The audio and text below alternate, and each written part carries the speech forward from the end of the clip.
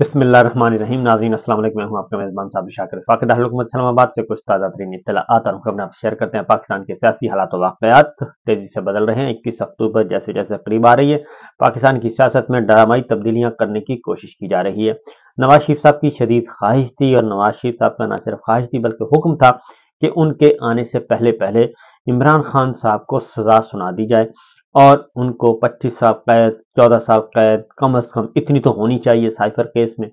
लेकिन पूरी कोशिश की गई, और उस पूरी कोशिश के बावजूद नवाज शरीफ साहब की ये ख्वाहिश पूरी होती हुई नजर नहीं आ रही। उसकी रीज़न ये है कि कुछ मामलात ऐसे हैं, कुछ कवायद और ज़वाबित ऐसे हैं कि जिनको बदला नहीं जा सकता, खा उस पर जितना भी आप प्रेशर डाल लें। ट्रायल कोर्ट है, वो कर रही है, साइफर केस का ट्रायल कर रही है, और उसमें भी बहुत सारे सवालात हैं, बहुत सारे एतराज़ात हैं। उनके बावजूद वो ट्रायल जारी है, जेल ट्रायल जारी है। और इमरान खान साहब, पाकिस्तान तहरीक इंसाफ के वकला, पहले दिन से कह रहे हैं कि जनाब इसका ओपन ट्रायल किया जाए, लेकिन नहीं किया जा रहा। अब कुछ और चीज़ें तैयार की जा रही हैं, और कल जो चालान पेश किया गया और उसकी नकूल जो है वो दे दी गई हैं वकील सफाई को, यानी कि इमरान खान साहब के वकला को जो चालान की नकूल है वो दे दी गई हैं। और उसके बाद फिर 7 दिन चाहिए थे, लेकिन उनको 6 दिन दिए गए हैं फर्द जुर्म आयद करने के लिए। लेकिन इसके साथ साथ एक और चीज़ जो बहुत ही इम्पोर्टेंट है, वो ये है कि असद मजीद और जो पूरे का पूरा चालान है उसमें गवाहों के बयानात हैं। कुछ गवाहों को जाहिर किया गया कि फलां फलां गवाह होंगे, उनके बयानात सोशल मीडिया पे वायरल करवा दिए गए। और ये एक मीडिया ट्रायल तो हो सकता है, अदरवाइज इसमें हकीकत क्या है वो मैं आपको बता देता हूँ। असद मजीद जो कि उस वक्त के सफ़ीर हैं पाकिस्तान के, जिन्होंने ये साइफर लिखा, और वो उस मीटिंग के चशमदीद गवाह हैं जो कि मीटिंग हुई डोनाल्ड ट्रम्प के साथ, और उन्होंने फिर साइफर लिखा। साइफर लिख के उन्होंने पाकिस्तान को आगाह किया। उनके साथ डिफेंस अटैची थे, उन्होंने भी आगाह किया। तो ये 161 का बयान जो है, ये कहा जा रहा है, कल से एक प्रोपेगेंडा किया जा रहा है कि जो है असद मजीद साहब वो गवाह बन गए हैं इमरान खान साहब के खिलाफ। आजम खान जो है वो भी गवाह बन गए हैं इमरान खान साहब के खिलाफ। अब असद मजीद का 161 का बयान है, वो मैं आपके सामने रख देता हूँ। वो बयान क्या है, वो तो इमरान खान साहब को सपोर्ट कर रहा है। जो इमरान खान साहब कह रहे हैं वो उसको सपोर्ट कर रहा है। उसकी वजह ये है कि ये तो कहते थे कि साइफर का वजूद ही नहीं है, और ऐसे ऐसे दानिश्वर भी आए मैदान में जिन्होंने ये दावा किया कि अगर साइफर का कोई वजूद हुआ तो वो अपना प्रोफेशन छोड़ देंगे। ये सब कुछ किया गया। फिर उसके बाद कहा गया कि जो साइफर है वो पीले रंग का होता है, और तो ये पीला नहीं है, ये बल्कि किसी और रंग का था। यानी बहुत सारे अजीबोगरीब किस्म की बातें की गई। अब इसमें 161 का असद मजीद साहब का बयान है। ये पहले उस वक्त अमेरिका में पाकिस्तान के सफीर थे, जिनकी मीटिंग हुई, जो चशमदीद गवाह हैं, और उसके बाद वो सेक्रेटरी खारजा बने। और उस वक्त भी इनको जनाब बाजवा साहब ने कोशिश की थी, और उस वक्त की गवर्नमेंट ने कोशिश की थी कि इनको किसी भी सूरत में लाया जाए, और इनको मजबूर किया गया, प्रेशराइज किया गया कि आप पे इंटरव्यू में, टीवी में आके इंटरव्यू दे दें कि ये जो कुछ इमरान खान साहब कह रहे हैं ये गलत है। यानी पहले दिन तो माना नहीं गया था कि साइफर का वजूद है। तो बहरहाल पहले जरा असद मजीद साहब की स्टेटमेंट से पहले ये पहले सुन लें कि एफआईए ने चालान ऑफिशियल सीक्रेट एक्ट खसूसी अदालत में जमा करवाया है, और ये इमरान खान साहब और शाह महमूद कुरैशी उस वक्त के वजीर खारजा दोनों को कसूरवार करार दे दिया है। और एफआईए की चेयरमैन इमरान खान और शाह महमूद कुरैशी को ट्रायल करके सजा देने की इस्तदा की गई है। और आजम खान साहब का जो है वो आजम खान साहब को एफआईए के मजबूत गवाह के तौर पे उन्होंने पेश किया है चालान में। और आजम खान साहब, उनको अगवा किया गया था, वो लापता थे, मिसिंग थे, और उनकी गुमशुदगी के दौरान, या वो जबरी गुमशुदगी थी या जो कुछ भी था, उस दौरान उनका स्टेटमेंट रिकॉर्ड किया गया, जबकि उनकी बाजियाबी के लिए इस्लामाबाद हाई कोर्ट में रिट मौजूद थी उनकी फैमिली की तरफ से। लेकिन उसके बाद कहा गया कि उन्होंने स्टेटमेंट भी रिकॉर्ड करवा दिया, सब कुछ करवा दिया अंडर प्रेशर। तो आजम खान का एक तो 161 और 164 का बयान चालान के साथ मुंसलिक है। 161, 164 का बयान इससे पहले इसहाक डार साहब का है हुदैबिया पेपर मिल्स में। तो सुप्रीम कोर्ट उसके बारे में फैसला दे चुकी है कि 161, 164 का बयान जो है उसके लवाजमात क्या होने चाहिए। इसलिए चेयरमैन इमरान खान ने साइफर अपने पास रखा, और स्टेट सीक्रेट का गलत इस्तेमाल किया, ये उन पर इल्ज़ाम लगाया गया है।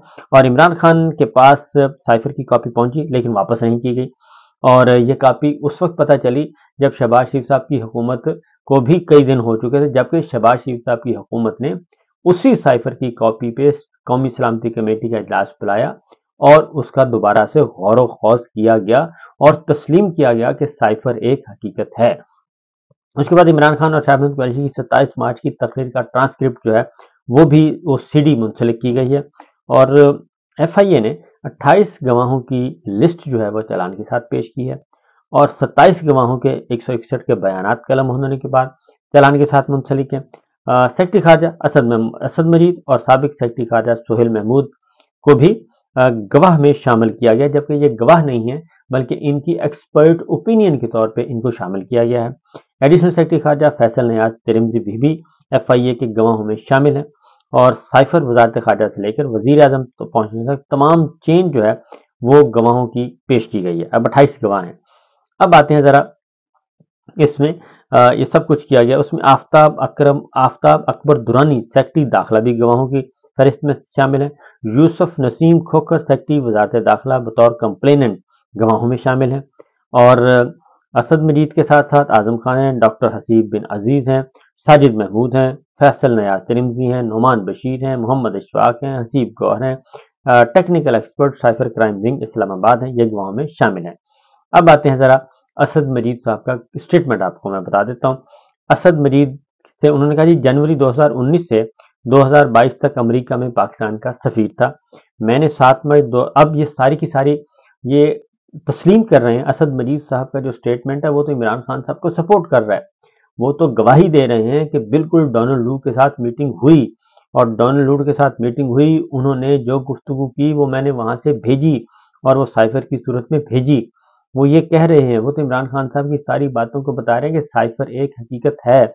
और आगे जाकर गौर से सुनिएगा असद मजीद साहब का स्टेटमेंट, क्योंकि असद मजीद साहब को प्रेशराइज करने की कोशिश की गई थी, उनसे पसंद का इंटरव्यू करवाने की कोशिश की गई थी, लेकिन वो नहीं माने थे। उन्होंने कहा जी कि मैंने 7 मार्च 2022 को अमेरिकी महकमा खारजा के असिस्टेंट सेक्रेटरी बराए जनूबी और वस्ती एशियाई उमूर मिस्टर डोनाल्ड लू को मदऊ किया था, और ये एक पहले से तयशुदा मुलाकात थी जिसकी मेज़बानी मैंने वाशिंगटन में पाकिस्तान हाउस में की। डोनाल्ड लू के साथ मुलाकात 1.5 घंटे तक जारी रही। मुलाकात में होने वाली कम्युनिकेशन साइफर टेलीग्राम सेक्रेटरी खारजा को भिजवाया। तो यही तो बात है, वो तो यही कह रहे हैं कि साइफर आया और डोनाल्ड लू ने जो गुफ्तगू की वो उन्होंने भेजी। साइफर खुफिया कोडेड कम्युनिकेशन सिस्टम के जरिए भेजा गया, बिल्कुल ठीक है, जिसे पाकिस्तान के गैर मुल्की मिशन और इस्लामाबाद में वजारत खारजा के दरमियान खत किताबत के लिए इस्तेमाल किया जाता है। साइफर टेलीग्राम में मुलाकात में होने वाली गुफ्तगू को दुरुस्त तरीके से इस्लामाबाद को रिपोर्ट किया। अब यहाँ पे वो बता रहे हैं कि साइफर के मंदरजात जो है वो बिल्कुल दुरुस्त हैं, जो छुपाए जा रहे हैं मंदरजात वो बिल्कुल दुरुस्त हैं, 100% दुरुस्त हैं, और मैंने बड़ी पूरी जिम्मेदारी के साथ रिपोर्ट किया। यही तो इमरान खान साहब कहते हैं कि chief executive of the country वो थे, और वो कौन था जो कि उनको बता रहा था कि इमरान खान जो पाकिस्तान के वजीर आजम हैं, जो रूस का वीजा दौरा कर रहे हैं, ये दौरा में उनकी मर्जी शामिल नहीं है बल्कि ये इमरान खान साहब की अपनी मर्जी है, जबकि वो स्टेट पॉलिसी थी, रियासती पॉलिसी, रियासत का फैसला था कि वजीर आजम पाकिस्तान रूस का दौरा करेंगे। तो यही तो मामला है। साइफर टेलीग्राम में मुलाकात में होने वाली गुफ्तगू को दुरुस्त तरीके से इस्लामाबाद को रिपोर्ट किया। साइफर भेजना बैरून मुल्क सफारती मिशन का मामूल का काम है। खुफिया साइफर टेलीग्राम में खतरा या साजिश के अल्फाज का कोई हवाला नहीं था, और ना ही मैंने किसी साजिश के वजूद के बारे में कोई तजवीज़ पेश की थी। तो ये तो इमरान खान साहब का मुकदमा ही नहीं है। और वो कब कहते हैं कि साइफर के अंदर ये लिखा हुआ है, वो तो खुद कहते हैं कि जब कौमी सलामती कमेटी ने ये बात तस्लीम कर ली पहले इजलास में कि ये बहुत ही नंगी मुदाखलत थी, और एक बहुत ही जारहाना किस्म की पाकिस्तान के अंदरूनी मामलात में मुदाखलत थी, और उनकी वर्डिंग भी ठीक नहीं थी। और ये अमेरिकन खुद कह रहे हैं कि उसकी वर्डिंग जो थी डोनाल्ड लू की, जो लहजा लबो लहजा था वो गैर सिफारती था और सिफारती आदाब के मुनाफी था। ये तो खुद वहाँ पे अमेरिका के अंदर उसमें तहकीकात का मुतालबा किया जा रहा है कि डोनाल्ड लू ने क्यों ये जुबान इस्तेमाल की और क्यों इतनी ब्लंटली ये गुफ्तगू की। تو اس کو اس طریقے سے تو یہی تو وہ کہہ رہے ہیں. تو عمران خان صاحب نے تو خود یہ کہا کہ یہ اس کی تحقیقات ہونی چاہیے کہ وہ کون تھا جو امریکی حکام کو غلط رپورٹ کر رہا تھا اور پاکستان کی جو قومی پالیسی ہے، قومی سلامتی کی پالیسی ہے، قومی پالیسی ہے اور اسٹیٹ ڈیسیشنز ہیں، ان کے بارے میں ڈائیورٹ کرنے کی کوشش کر رہا تھا اور ان کو سبوٹاج کر رہا تھا. وہ کون تھا؟ تو یہی تو بات ہے. تو اس لیے عمران خان صاحب نے تو کبھی نہیں کہا کہ سائفر پہ خطرہ یا سازش کا لفظ لکھا ہوا ہے. تو لہٰذا اسد مجید صاحب بھی وہی بات کہہ رہے ہیں کہ خفیہ سائفر ٹیلی گرام میں خطرہ یا سازش کے الفاظ کا کوئی حوالہ نہیں تھا اور نہ ہی میں نے کسی سازش کے وجود کے بارے میں کوئی تجویز پیش کی. تو بالکل درست ہے، ایسا تو کوئی نہیں ہوا. تو یہ اسلام آباد میں قیادت کی طرف سے اخذ کردہ ایک سیاسی نتیجہ تھا. بالکل 100% درست ہے کہ یہ سیاسی نتیجہ ہی تھا کہ یہ سب کچھ ہو رہا ہے اور بتایا جا رہا ہے کہ اگر تحریک عدم اعتماد کامیاب ہو گئی تو آپ کی جان چھوٹ جائے گی، ورنہ پھر آپ کو نشان عبرت بنا دیا جائے گا. تو یہی تو انہوں نے کہا کہ یہ ایک دھمکی تھی، دھمکی امیز زبان تھی اور اس کی زبان ایسی تھی تو قومی سلامتی کمیٹی نے فیصلہ کیا اور اسد مجید صاحب نے خود ہی کہا تھا اس کا ڈیمارش کیا جائے، لہذا احتجاج کیا گیا. تو میں نے تجویز دی تھی کہ اسلام آباد اور واشنگٹن دونوں میں امریکہ کو ڈیمارش جاری کیا جائے. تو یہ اسد مجید صاحب نے اس بات کی بھی تصدیق کر دی. تو یہ تو اسد مجید صاحب کا بیان عمران خان صاحب کو سپورٹ کر رہا ہے. انہوں نے کہا امریکہ ڈیمارش کر دیا اور ڈونلڈ وو کے اظہار خیال کا جواب 31 مارچ 2022 کو اسلام آباد میں نیشنل سیکورٹی کمیٹی کے اجلاس کے بعد جاری کردہ ڈیمارش کی شکل میں دیا گیا. تو یہی بات تو ہے کہ ڈونلڈ وو کی زبان سائفر کے اندر جو کانٹینٹ تھا اس کو اندرونی پاکستان کی اندرونی مداخلت میں جارحانہ مداخلت کہا جا رہا تھا. تو اس لیے ڈیمارش کیا گیا اور ڈیمارش اسد مجید صاحب نے خود تجویز کیا تھا. ڈونلڈ وو کے اظہار خیال کا جواب 31 مارچ 2022 کو اسلام آباد میں نیشنل سیکورٹی کمیٹی کے اجلاس کے بعد جاری کیا گیا اور ڈیمارش کی شکل میں دیا گیا. نیشنل سیکورٹی کمیٹی کی میٹنگ نے یہ نتیجہ اخذ کیا کہ یہ معاملہ صرف ڈیمارش کا ہے اور کوئی سازش نہیں پائی گئی. تو یہ کب یہ کہا جاتا ہے؟ یہ تو تحقیقات ہوں گی تو پتہ چلے گا. تحقیقات کے بغیر یہ کیسے ممکن ہے کہ کہا جائے کہ سازش ہوئی ہے یا نہیں ہوئی؟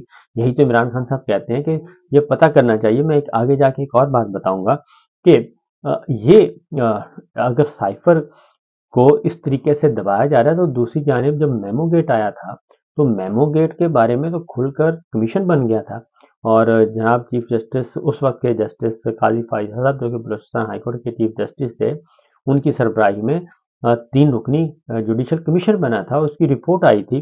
تو پھر کیا وجہ ہے کہ میمو گیٹ کی تو کمیشن بن گیا، اس کی رپورٹ آ گئی، معاملہ سپریم کورٹ تک پہنچ گیا. کیا وجہ ہے کہ سائفر کے معاملے میں وہ جو پیمانہ ہے وہ استعمال نہیں کیا جا رہا اور یہاں پہ معیار کچھ مختلف ہے. نیشنل سیکورٹی کمیٹی کی ایک اور میٹنگ 22 اپریل 2022 کو جس میں میں نے شرکت کی اور اس میٹنگ میں سائفر ٹیلی گرام کے مندرجات کا جائزہ لینے کے بعد اس نتیجے پر پہنچے کہ پاکستان میں حکومت کی تبدیلی کے لیے کوئی بیرونی سازش نہیں ہوئی. تو اس میں یہی تو انویسٹیگیشن ہے کہ جو اندر لکھا ہوا ہے سائفر کے اندر جو لکھا ہوا ہے اور جو انٹرسیپٹ نے شائع بھی کر دیا ہے، تو اصل تو معاملہ ہے اس کی انویسٹیگیشن ہونی چاہیے کہ یہ کون تھا جو کہ یہ سب کچھ کر رہا تھا. کیونکہ جس طریقے سے میمو گیٹ کی انویسٹیگیشن ہوئی، ڈان لیکس پہ کمیشن بنا، اس کی رپورٹس آئی، تو اس کی کیوں نہیں ہو رہی؟ تو پھر آگے جا کے وہ کہتے ہیں جی کہ وزارت خارجہ نے 25 اپریل 2022 کو اپنی پریس بریفنگ میں اس موقف کا اعادہ بھی کیا. 7 مارچ 2022 سے آج تک کی مدت کے دوران سابق وزیر اعظم سے براہ راست یا بالواسطہ طور پر ملاقات نہیں کی. بالکل ٹھیک ہے. فارن سروس پروفیشنل کے طور پر سمجھتا ہوں کہ سائفر واقعہ نے ہمارے مواصلاتی نظام کی سالمیت، ہمارے سفارتکاروں کی ساکھ اور سفارتکاری کو نقصان پہنچایا، جس کے بارے مستقبل سے سفارتی رپورٹنگ کلچر پر منفی اثرات مرتب ہوں گے. اب یہاں پہ یہ سوال ہے، یہ ڈیبیٹیبل ہے. اسد مجید صاحب نے یہ سٹیٹمنٹ دیا ہے سائفر کے کئی مہینے گزر جانے کے بعد، کیونکہ یہ مارچ میں آیا اور اس کے بعد پھر ایک قومی سلامتی کمیٹی کا اجلاس ہوا، اس میں یہ بات نہیں کی گئی. دوبارہ اجلاس ہوا، اس میں نہیں بات کی گئی. تو اب تک کسی بھی فورم پہ ایسی بات نہیں کی گئی. اس کا مطلب بالکل واضح ہے کہ سب کے سب انڈر پریشر ہیں، دباؤ میں ہیں. تو یہ ہے چیز جی. اور اس طریقے سے یہ چالان سبمٹ کیا گیا ہے. تو بیسیکلی اسد مجید صاحب کا جو سٹیٹمنٹ ہے وہ تو مور دین 90% جو ہے وہ عمران خان صاحب کو سپورٹ کر رہا ہے. اور جب وہ آئیں گے وٹنس باکس میں اور وکلا جرح کریں گے تو اس وقت دودھ کا دودھ پانی کا پانی ہو جائے گا. تو بہرحال جی ये सिलसिला चल रहा है। असल वजह यही है कि पॉलिटिकल इंजीनियरिंग नवाज शरीफ साहब को आगे लेके आना है। उनके साथ क्या तय हुआ क्या नहीं हुआ, वो ये क्लेम कर रहे हैं कि वो वजीर आजम भी हैं, वो इलेक्शन भी जीतेंगे, लेकिन जो ग्राउंड पे चीज़ें हैं उसमें जो ज़मीनी हक़ाइक़ हैं उसमें तो उनकी चंद सीटों से ज़्यादा कोई सीटें बनती नहीं हैं और उनका रोज़ बरोज़ ज़वाल हो रहा है। जितने भी सर्वेज आ रहे हैं उसमें यही कुछ हो रहा है। तो यह है सिचुएशन जी, ये है मामला। और इसी तरीके से बकिया गवाहों के बयानात भी इसी तरह के होंगे जैसे असद मजीद साहब का है। इजाज़त दीजिए, अल्लाह हाफ़िज़।